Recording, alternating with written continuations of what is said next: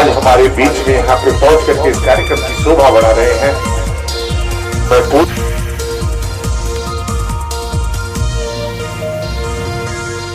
मैं हम जरूर कोशिश करेंगे, जितने भी लोग हो सकेंगे आएंगे।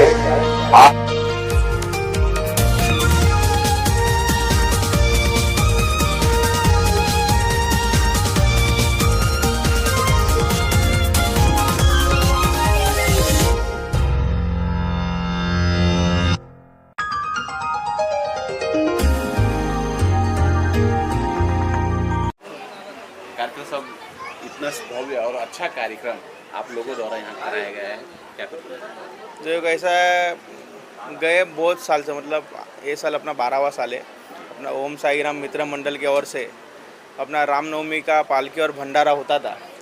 ये कार्यक्रम हमारे सभी कार्यकर्ता ने अभी तक चालू रखा है। कैसा रामनवमी में बहुत जगह पे कार्यक्रम रहता है, इसलिए थोड़ा रामनवमी से 5-6 दिन बाद जो अपना हनुमान जयंती आया, तो उस अवसर पर कल पालकी मिरोनुक यहाँ पे था। पूरा राजेश कंपाउंड से लेके दवे नगर पूरा घूम के पालकी वापस ये जगह पे आई। और आज एक भव्य दिव्य ऐसा भंडारा लोगों के लिए इधर आयोजन किया गया है। और हमारे यहाँ पे पूरा राजेश कंपाउंड हो, अम्बावाड़ी हो, दवे नगर हो, हमारा ओरीपाड़ा हो, यहाँ के सभी भाविक लोग यहाँ पे आते हैं और भंडारे का लाभ लेते हैं। तो मैं सभी हमारे कार्यकर्ता जो इस कार्यक्रम का आयोजन करते हैं, उनका मैं तहे दिल से आभार व्यक्त करता हूँ कि आप गए 12 साल से एक कार्यक्रम ले रहे हो और ऐसा ही कार्यक्रम आगे भी लेते रहो। 25 साल 50 साल पूरे करो, 100 साल पूरे करो। जब तक भगवान की दया आशीर्वाद हमारे पे है, हम आपको यथाशक्ति से जितना भी मदद हो सके उतना हम लोग करते रहेंगे और आपके लिए हम लोग आधी रात को भी खड़े रहेंगे। ये मैंने हमारे कार्यकर्ताओं को बताया, इसलिए कार्यकर्ता बड़े उत्साह से कार्यक्रम मनाते हैं। जी मैम, क्या कुछ बोलना चाहेंगे? आप लोगों का बहुत बहुत सहयोग हमेशा यहाँ रहा है। कैसे धर्म के मामले में हमने हमेशा से सहयोग किया है, क्योंकि ये जो हिंदू धर्म है ये हमेशा बढ़ता रहे और आगे जाके इसकी जो प्रचार है प्रसार है वो इसी माध्यम से, मतलब अपना भंडारा हो, सत्यनारायण की पूजा हो, इसी माध्यम से ये बढ़ता रहे, यही हमारा सबका कहना है। साई सेवाराम मित्र मंडल को मैं बहुत सारी शुभकामनाएं देना चाहूँगी कि उन्होंने इतने अच्छे भंडारा का आयोजन किया।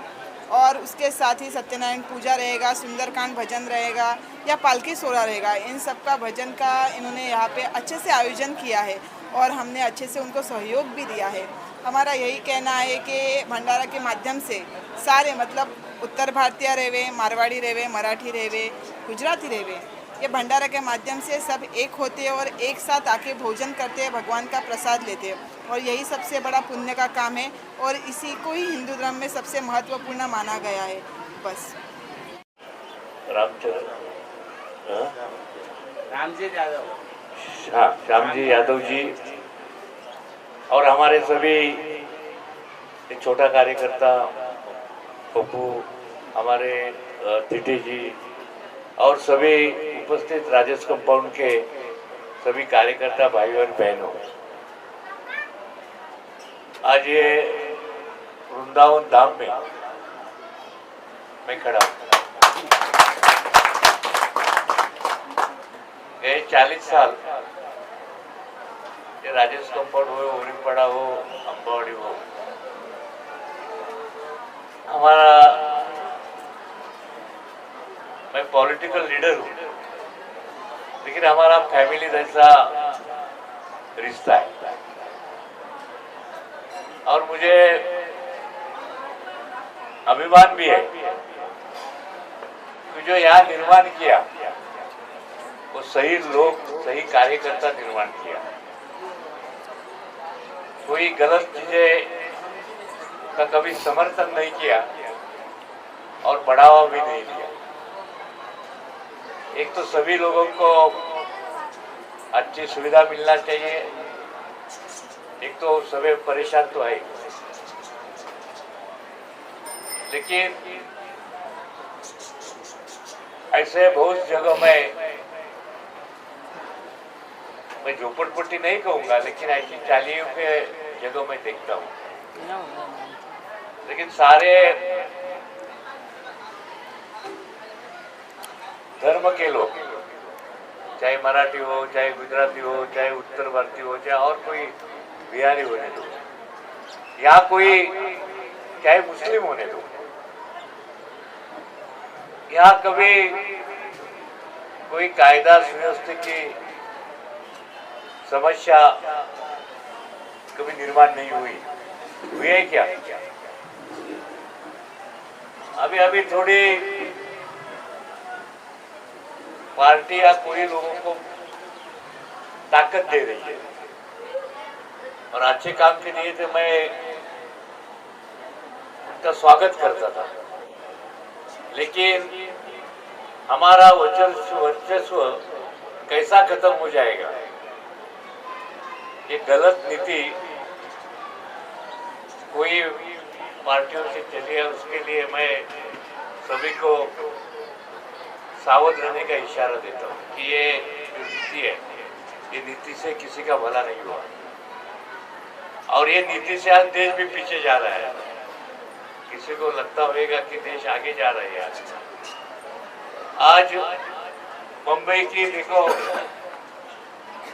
तो पानी की समस्या है, कचरे की समस्या है, तो सुरक्षा की समस्या है कि आज 2.5-3 साल हो गया कॉर्पोरेशन में कोई कॉर्पोरेटर नहीं है, तो भी हम लोग हमारे कार्यकर्ता लोगों के सेवा में अपना अपना ताकत है अपना काम करते हैं। और जैसा आपने कहा यादव जी कि आज भी केवल अंबावाड़ी राजेश कंपाउंड नहीं है, लेकिन अभी सारी बोरोली हो चाहे दहीसर होने दो, सब जगह अगर मैं चुनाव जीता नहीं है, लेकिन मुझे पता है आप लोगों ने मत दिए थे, लेकिन इधर तो गड़बड़ हो गई। आज जबरदस्ती का काम चल रहा है। आज हमारा भगवती हॉस्पिटल, इस मंडल के अध्यक्ष यादव जी, सामने खड़े हुए सभी सनातनी भाई और बहनों, मुझे बहुत अच्छा लगा। मैं आया तब यहाँ कुछ भाषण चल रहा था, मैंने वहाँ खड़े होकर सब सुना। ये कोई राजनीतिक मंच नहीं है कि मैं उन्होंने कहा उसका मैं जवाब दूं, लेकिन यहाँ आने के बाद जो मुझे प्रसन्नता हुई शत्रुघ्न, मुझे इसलिए मैं आपका आभार भी प्रकट करता हूँ और इसलिए यादव जी मैंने आपका सत्कार किया कि जिस तरह के सारे ये चित्र बने और जिस तरह का एक वातावरण बनता है, इसके लिए आप अभिनंदन के पात्र हो। मैं आज जगह जगह घूम रहा हूँ, मैं अभी मलाड से ही भाई साहब आ रहा हूँ। जिस तरह से हनुमान जयंती के अवसर पर कल मैंने जो पूरे मुंबई में जो मैं माहौल देख रहा था, मैं हर साल घूमता हूँ, आज उम्र की 50 साल हो गए, राजनीति में काम कर रहा हूँ, लेकिन इस साल जो मैंने हनुमान जयंती में जो उत्साह मैंने देखा वो शायद इससे पहले मैंने देखा होगा। मुझे पता नहीं है इतना उत्साह लोगों में आया कहां से। भाई साहब एक बात ये भी है कि प्रभु राम का नाम लेने के बाद जो होता है वो हर किसी को पता है। मैं आपके सामने खड़ा हूं, कल अच्छी खबर घर में आएगी, पोता पोती खेलेंगे तो भी कहेंगे भाई साहब राम राम, घर में कुछ हुआ है पेड़ा लेना। बगल में दौलत नगर है, वहां भी जाओगे तो राम का ही नाम लेना पड़ेगा भैया। ये राम नाम की महिमा है और राम नाम के नाम पर कभी राजनीति करके किसी का ना भला हुआ है ना इस देश में कभी भला होगा। अब कुछ लोगों की जो दिक्कत है उस पर मैं आज भाषण नहीं करूंगा, लेकिन इतना ही कहूंगा, ये पहला अवसर था मित्रों देश में कि 65 करोड़ की जनता ने उस प्रयागराज के महाकुंभ में स्नान किया। न कभी यहाँ गड़बड़ हुई ना कभी वहां गड़बड़ हुई। लेकिन मित्रों मैं आपसे सारे हिंदू भाइयों से एक ही बात कहूंगा, वहां स्नान करने वाले किसी व्यक्ति ने ना अगल में पूछा ना बगल में पूछा कि भाई तुम कौन से जात के हो, कहां से कौन से बिरादर से आए हो। किसी ने नहीं पूछा, केवल आस्था की हमने डुबकी लगाई। 65 करोड़ लोगों ने डुबकी लगाई। अब आपकी जानकारी के लिए पूरी दुनिया से लोग प्रयागराज में आ रहे कि 65 करोड़ लोगों का आपने ये सारा मैनेजमेंट कैसे किया और इतने बड़े कार्यक्रम का आयोजन आपने कैसे किया। ये हमारे सनातन हिंदू धर्म की एक बड़ी लीला है। यहाँ पर आपकी भजन मंडली बैठे, मैं उसका समय नहीं लूंगा, लेकिन एक बात भाई साहब मैं आपको जरूर बताना चाहता हूँ, ये सनातन हिंदू धर्म ये अपनी सनातनी के लिए क्यों इतना प्रसिद्ध है। तो मैं यहाँ खड़े हुए किसी भी महान व्यक्ति से पूछूंगा कि क्यों 14 जनवरी को मकर संक्रमण होता है भाई, 20 जनवरी को 25 जनवरी को क्यों नहीं होता है। क्योंकि 14 जनवरी के बाद सूर्य भगवान अपनी परिक्रमा करते करते अपनी दिशा को बदलते हैं, वातावरण में बदल होता है। क्यों दिवाली हम उसी पर्व पर मनाते हैं? क्यों हम होलिका जलाने के बाद ही, आपको याद होगा कि होलिका जलाने के बाद ही वातावरण में बदलाव होता है, हवा बहती है और गर्मी का आना प्रारंभ होता है।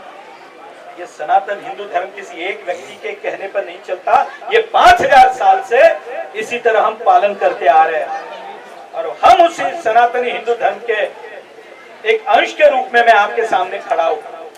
और मुझे खुशी है, मैं जब राजनीति में आया तो हम घोषणाएं देते थे। आज जो घोषणाएं देने के दिन खत्म हो गए मित्रों, खत्म हो गए। धारा 370 खत्म हो गई।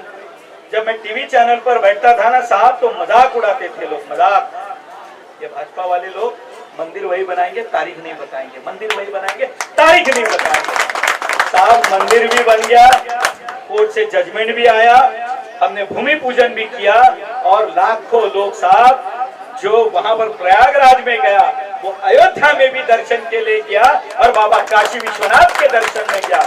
और आज आपके सामने कह रहा हूं कि मैं वृंदावन धाम में खड़ा हूं यादव जी। बस 1.5-2 साल रुकिए साहब, ये मोदी जी है, अगले 2 साल के बाद में आपके कन्हैया भी मुक्त करके दिखाएंगे। और ये इसलिए करेंगे कि मित्रों उसी के लिए तो आपने हमें वहां बिठाया है। ये सनातन हिंदू धर्म और उसके अंश के रूप में जब हम खड़े हैं ना मित्रों, तो हरिद्वार से जब गंगा निकलेगी तो भाई साहब जब गंगा सागर में मिलेगी तो बीच में कोई अवरोध वहां पर नहीं होगा। कोई चुनाव में आपको जिसको वोट देना है तो वो गया तेल लेने, ये चुनावी भाषण करने के लिए मैं खड़ा नहीं हूं, लेकिन एक अंश के रूप में ये काम करते करते हम सब ने मिलकर, मैं आपसे भी हाथ जोड़कर विनती करता हूं, जो प्रयागराज में सीखा वो अपने आप में डालिए। न जात पात, जब भी हम कटेंगे तो बटेंगे। इस कन्हैया लाल की जब पालकी उठाओगे तो आपस में एक दूसरे से मत पूछना भाई तुम कौन हो, हाँ हिंदू हो, सनातनी मानते हो तो आओ कंधा लगाओ। ये हमारी परंपरा होनी चाहिए। और आखिर में एक बात का जवाब देकर जाऊंगा, क्योंकि मैं भी कॉर्पोरेशन में नगर सेवक था। एक ही बात आपको बताता हूँ, ये सारे लोग जितने भाषण करके जाते हैं ना साहब, मैं आपके सामने गणेश खड़कर खड़ा हूँ, मैं भी नगर सेवक था। भाई साहब यदि घर जाते जाते मुझे अटैक आया ना, तो आपको पता है मुंबई महानगर पालिका की अवस्था क्या है। यहाँ से कांदिवली शताब्दी जाएंगे तो कोई हार्ट स्पेशलिस्ट नहीं है, गोरेगांव में जाओगे तो अस्पताल पूरी तरह से तैयार नहीं है, जोगेश्वरी के ट्रॉमा केयर सेंटर में जाओगे तो रात को 7 बजे के बाद में आपका हार्ट स्पेशलिस्ट वहां से गायब है। ऊपर में जाओगे आखिरी अस्पताल तो 7 बजे के बाद भी वहां पर ट्रॉमा केयर सेंटर में हार्ट स्पेशलिस्ट नहीं है। 7 के बाद में बोरोली से आदमी गया ऊपर तो चला गया। जब केएम में जाओगे, सायन में जाओगे, तही भाई साहब आपका, जबकि 2 घंटे में जाते जाते ही जय श्री राम, फिर वापस दौलत में। अब ये हमारी समस्या है जिस पर ये भगवती के बारे में इतना सारा कहा गया, तो सही मानना न मानना आपका विषय में खाली एक बात बताकर मेरी बात समाप्त करूंगा कि भगवती का कोई प्राइवेटाइजेशन नहीं हो रहा है। भगवती में जितने बेड बने उसमें से 150 बेड या केवल और केवल आम जनता के लिए फ्री रहेंगे। और जो प्राइवेटाइजेशन के नाम पर रोज मोर्चे निकल रहे, बैनर लग रहे, तो मैं आपको एक बात बता दूं कि मोदी जी ने 5 लाख का बीमा आप सबको दिया है, आयुष्मान दिया है, महाराष्ट्र शासन ने आपको महात्मा फुले की योजना भी दी है। लेकिन मुंबई शहर में ये तकलीफ ये है कि मुंबई के आप समझो चेक नाका से जाएंगे तो देखिए वहां पर एक अस्पताल बना है लता मंगेशकर के बगल में। आप वहां जाइए, आपका रेशन कार्ड दीजिए, आपके यदि केसरी रेशन कार्ड है तो अंदर जाइए, पूरा ऑपरेशन करा के बिना पैसा देके आप बाहर आइए। पीयूष जी ने आने के बाद ये पहले कहा कि मुंबई में, उत्तर मुंबई में ये एक भी अस्पताल में देख नहीं रहा हूं। गए हफ्ते में ESIC जो कांदिवली में अस्पताल है वहां पर आप आयुष्मान का कार्ड आपके पास है तो सीधे चले जाइए, केंद्र सरकार का अस्पताल है, बिना पैसे भरे आप इलाज लेकर बाहर आ जाइए। एक अस्पताल पूरा हो चुका है। भगवती में भी हमारी कल्पना यही है, प्राइवेटाइजेशन यानी हम। शीतल म्हात्रे जी, आप मुंबई कांग्रेस की महासचिव भी हैं और लगभग 15 साल आपने महानगर पालिका में जनता की सेवा भी नगर सेविका के रूप में की है। आप अभी यहाँ पे बहुत सारी बातें हुई, भगवती अस्पताल का ये वो, तो भगवती हॉस्पिटल के बारे में क्या शॉर्ट में आप थोड़ी सी बात बताएंगे? अब कुछ वक्ता कह के गए हैं कि प्राइवेटाइजेशन नहीं हो रहा है। आप सभी से मैं पूछना चाहूँगी, पहले हमारे पास BSCS था जो एक गवर्नमेंट की बॉडी थी, और अब अडानी है। क्या आपको उसमें फ़र्क दिखाई देता है? जो फ़र्क BSCS और अडानी में है वही फ़र्क अगर भगवती प्राइवेटाइज होती है उसमें और जो अस्पताल बनेगी उसमें होगा। आज मुझे ये जो कहते हैं कि प्राइवेटाइज अच्छे के लिए कर रहे हैं, 25 साल से इनकी सत्ता है तो भगवती की ये हालत हुई क्यों? और अगर प्राइवेटाइज करना ही था तो ये 500 करोड़ 1000 करोड़ की निधि लगाकर इतना अच्छा हॉस्पिटल बनाने के बाद किसी को थाली में क्यों दे रहे? अगर प्राइवेटाइज करना था तो उसी को कहना था कि तुम बनाओ और वापरो, आधा हमें दो, हमारी जगह है, और आधा तुम वापरो। लेकिन हमने महानगर पालिका का पैसा खर्चा किया, सब करके अब उसको बनाया माल तैयार हाथ में दिया, तो मुझे कहीं इसमें शंका है। जो कह के गए कि अच्छे के लिए कर रहे, 450 बेड में से 150 सिर्फ महानगर पालिका को मिलेगा, जबकि जगह महानगर पालिका की, खर्चा महानगर पालिका के लिए ने किया है, तो तुमको क्यों बाकी का फायदा हो? मेरा ये कहना है, जो यहाँ कृष्ण भगवान जी के मंदिर में, वृंदावन धाम में आकर ऐसी अगर दिशा भूल करके जाते हैं तो वही इनकी हिम्मत बड़ी है। एक सवाल और, कांग्रेस पार्टी अभी तक तो हम देखते थे कि सनातन की बात धर्म के लोग करते हैं, लेकिन हमने देखा है कि पिछले लगभग 14-15 साल से कांग्रेस पार्टी में रह कर के आप और आपके जो कार्यकर्ता, जैसे श्यामलाल यादव जी हैं, महेंद्र यादव जी हैं, सुरेंद्र मेहरा जी हैं, वैभव शाह जी हैं, इंद्रजीत यादव जी हैं, आप लोग भागवत कथा का आयोजन करते हैं। इसके पीछे आपकी क्या उम्मीद है और क्या सोच है? ये एक ऑपोजिशन पार्टी या चाहे जो अभी सत्ता में है, उन्होंने एक भ्रम पैदा कर दिया है लोगों ने। मैं हिंदू हूँ, इसको मैं कोई नहीं झुठला सकता। आज अगर मैं, लेकिन मेरा धर्म मैं राजनीति के लिए यूटिलाइज नहीं करती या वापरती नहीं हूँ। वोटों के लिए राम मंदिर बनेगा, ये मंदिर बनेगा, मेरा धर्म मेरे दिल में है, मेरे घर में है, मैं उसको मानती हूँ, लेकिन मैं उसका वापर मुझे वोट मिलने के लिए कभी नहीं करूँगी। तो आज ये जो कह रहे हैं, जैसे किसी वक्ता ने कहा राम मंदिर बना दिया, अब कृष्ण भगवान को, हमारे श्यामलाल यादव जी कह चुके हैं कि भगवान को कोई रिहा नहीं कर सकता, या क्या शब्द वापरा था उन्होंने, छुड़ा नहीं सकता। मेरा भगवान सक्षम है, मेरे दिल में, मेरे घर में है। और ये अगर किसी को कोई दिखाना चाह रहा है कि मेरा भगवान सक्षम नहीं है, तो कहीं उनकी गलतफहमी है, और ये कान खोलकर सुन ले कि ये दिशा भूल करना छोड़ दे और भगवान के नाम पे राजनीति करना छोड़ दे। काम के नाम पर राजनीति करो। भगवती की बात आई तो तुरंत उनको बुरा लग गया, कृष्ण भगवान जी आ गए, इसमें राम जी भी आ गए, तो काम पे राजनीति करो, भगवान के नाम पर नहीं। बहुत बहुत मैं उन्हीं से सवाल करना चाहूँगा। आज कृष्ण की बात होती है, भागवत जी की बात होती है, हर लोग अपने अपने तरह से करते हैं, तो एक यादव समाज ट्रस्ट का अध्यक्ष होने के नाते इस वृंदावन धाम में आप आए हैं, क्या कहना चाहिए? सबसे पहले हमारे दहीसर विधानसभा में वृंदावन धाम मंदिर का जो आज निर्माण हुआ है, इसका श्रेय जितना भी किया जाए राजेश नगर कंपाउंड में आदरणीय हमारे भाई जय सिंह यादव जी और बब्बू यादव जी और उनकी टीम को दिल की गहराइयों से बहुत बहुत धन्यवाद देते हैं कि आज इतना सुंदर प्रांगण और भगवान कृष्ण की छत्र छाया जो ये चित्र है, जो इतना बढ़िया सुंदर है, ये गमक रहा है पूरा राजेश नगर कंपाउंड। और उसी राजेश नगर कंपाउंड में आज कई पार्टी के कोई पदाधिकारी भी आए थे, जो अभी अभी हमने बोला है, जो किसी ने ऐसा भगवती की जिक्र किया है, भगवान श्री कृष्ण के जी का अयोध्या का भी जिक्र हुआ है, तो मैंने अपने वक्तव्य में कह दिया हूं और आपके माध्यम से फिर कह देता हूं कि हमारे भगवान श्री कृष्ण कहीं बधे हुए नहीं जो उनको छुड़ा लेंगे। हमारे भगवान श्री कृष्ण जिस दिन पैदा हुए वो उसी दिन मथुरा और वृंदावन के रहने वाले जितने भी प्राणी थे, जीव जंतु और जितने भी प्राणी थे, आदमी से इंसान से लेकर जानवर तक, सब लोग खुशहाल मना लिया, उसी दिन सब मुक्त हो गए थे और उनको छुड़ाने की ज़रूरत नहीं है। और मैंने आपके माध्यम से भी कहा था कि हमारे भगवान भी वही हैं और हमारे चक्र सुदर्शन भी वही हैं और समय आने पे सारथी भी वही रहेंगे, अर्जुन भी वही रहेंगे। तो हमारे भगवान श्री कृष्ण के जहाँ कदम पड़ गया वो क्षेत्र भी खुशहाल में बदल जाता है तो हमारे भगवान श्री कृष्ण को किसी को ज़रूरत नहीं है छुड़ाने के लिए, क्योंकि हमारे भगवान श्री कृष्ण को जो कैद करने वाले ताला थे वो पैदा होते सब ताले टूट के 3 टुकड़े हो गए थे और जेल की सलाखें खुल गई थी, सारी जीवनी में खुशहाल हो गया था। तो यहाँ पे आज राजनीति मंच नहीं है, इसलिए मैं आपको बधाई देता हूँ कि इस राजेश नगर कंपाउंड में आज हमारे भगवान श्री कृष्ण विराजमान हुए, सबसे बड़ी खुशी है। और इस खुशी का जितना भी श्रेय दिया जाए प्रवक्ता जी आपको और जय सिंह भाई को और बब्बू भाई को और यहाँ की टीम को दिल की गहराइयों से बहुत बहुत धन्यवाद देता हूँ। भगवान श्री कृष्ण से प्रार्थना करता हूँ, ईश्वर बब्बू भाई और जय सिंह को इतनी शक्ति और इतना आशीर्वाद प्रदान करे ताकि आपके मंदिर ऐसा हंसता खेलता और ऐसा सुगंध आते रहे और ऐसे खुशबू इस एरिया में बिखेरते रहे। इसी के साथ आपको दिल की गहराइयों से बहुत बहुत धन्यवाद।